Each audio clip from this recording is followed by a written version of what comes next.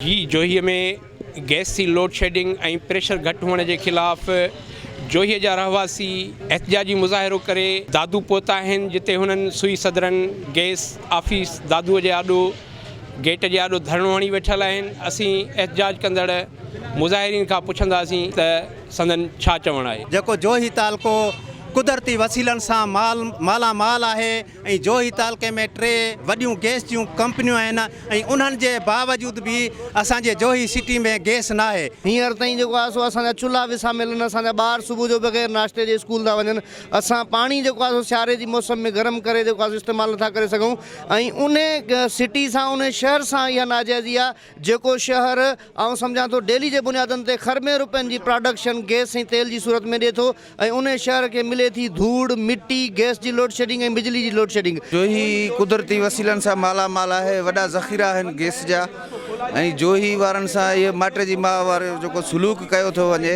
इहे जेके हितां जा ऑफिसर आहिनि सुई गैस जा, जेको कमरदीन सुरियो आहे, इहो हथ सां लोड शेडिंग करे ऐं वाधू बिल मोकिले ऐं हिन महिल बिल्कुलु प्रेशर ख़तमु थी वियो आहे। जोही में गैस सम्झो त आहे ई कान। जेके बि एरियाज़ आहे कंहिं ॻोठ में जेको आहे सो गैस मौजूदु न आहे, सिर्फ़ु जोही शहर में आहे, उहा बि लोड शेडिंग न पर बिल्कुलु बंदि आहे ऐं माण्हू तमामु घणा परेशान आहिनि। जोही जे रहवासियुनि जूं तव्हां ॻाल्हियूं ॿुधी संदन चवणु आहे त जोही तालको गैस पैदा कंदड़ आहे, जंहिंजे बावजूद जोही शहर खे जेका आहे गैस फ़राहम नथी कई वञे। हुनजो मुतालबो आहे त जोही शहर खे गैस फ़राहम कई वञे, ॿी सूरत में हू ॿीहर जेको आहे धरणो हणंदा। कैमरामैन दीदार शेख सां गॾु फताह शेख, टाइम न्यूज़ दादू।